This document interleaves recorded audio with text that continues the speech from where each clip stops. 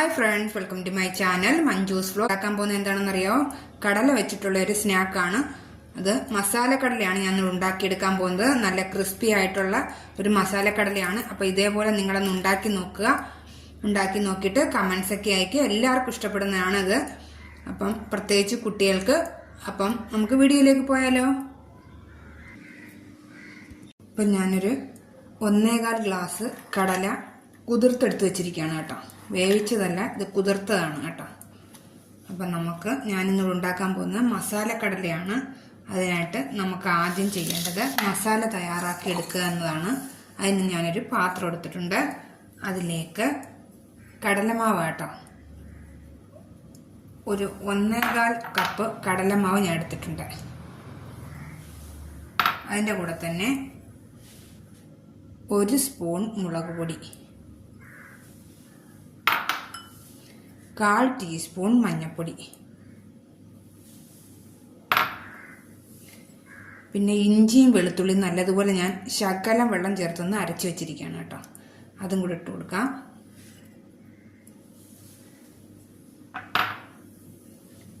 ഒരു സ്പൂൺ അരിപ്പൊടി,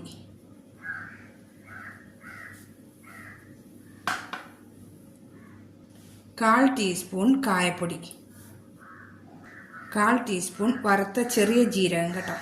വറുത്ത് പൊടിച്ചെടുത്തതാണ്. നല്ലൊരു ടേസ്റ്റാണ് ജീരകപ്പൊടി ഇടുമ്പോൾ.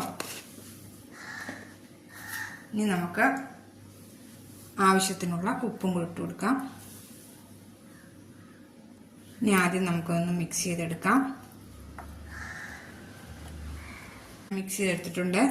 ഇനി ഞാൻ കുറച്ച് വെള്ളം ചേർത്ത് ഒന്ന് കുഴച്ചെടുക്കണം. കൈ കൊണ്ട് തന്നെ നമുക്ക് കുഴച്ചെടുക്കാം. അപ്പോൾ ഇതേ രീതിയിലാണ് ഞാൻ കുഴച്ചെടുത്തത് കേട്ടോ. ഇതേ രീതിയിൽ, കാരണം കടല ഈ മാവിൽ പൊതിഞ്ഞിരിക്കണം. അതിന് വേണ്ടിയിട്ട് അതേ രീതിയിലാണ് ഞാൻ കുഴച്ചെടുത്തിരിക്കുന്നത്. കടല അതിലേക്ക് ഇട്ട് കൊടുക്കാം. ഉപ്പൊക്കെ കറക്റ്റ് ഉണ്ട് കേട്ടോ. ഉപ്പ് നിങ്ങൾ മാവ് കുഴച്ച ശേഷം ലാസ്റ്റ് നോക്കണം.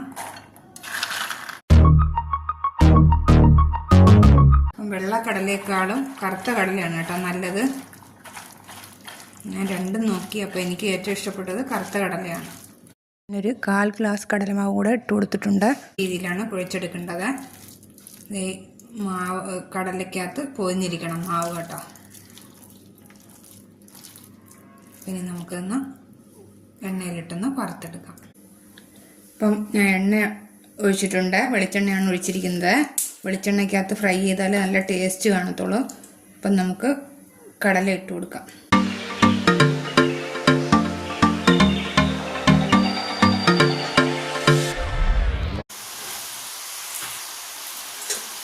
നോക്കിയ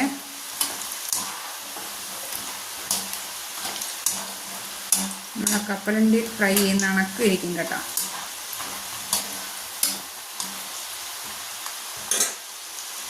നമുക്കൊരു പാത്രത്തിലേക്ക് മാറ്റാം കേട്ടോ. ഇത് നോക്കിയേ, നല്ല ക്രിസ്പിയായ കടല ഫ്രൈ റെഡി ആയിട്ടുണ്ട്. ഇതേപോലെ നമുക്കെല്ലാം ഉണ്ടാക്കിയെടുക്കാം.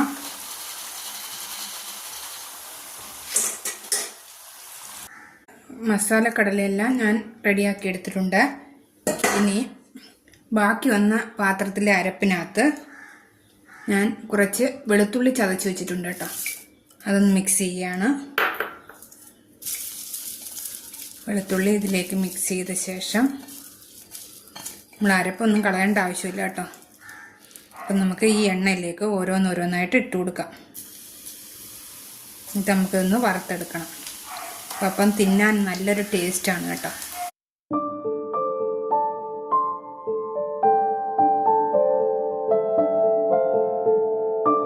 ഒന്ന് ചെറുതായിട്ട് വറുത്തെടുക്കണം. അപ്പം വറുത്ത വെളുത്തുള്ളി നമുക്കിതിലേക്ക് ഇട്ട് കൊടുക്കാം.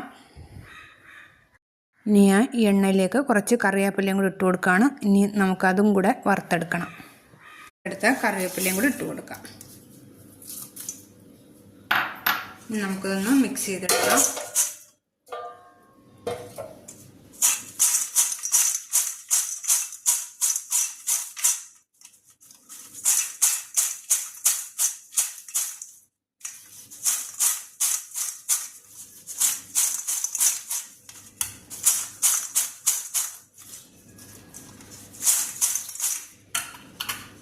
അപ്പോൾ നമ്മുടെ മസാല കടല റെഡിയായിട്ടുണ്ട്. നമുക്കിതൊരു പാത്രത്തിലേക്ക് മാറ്റാം.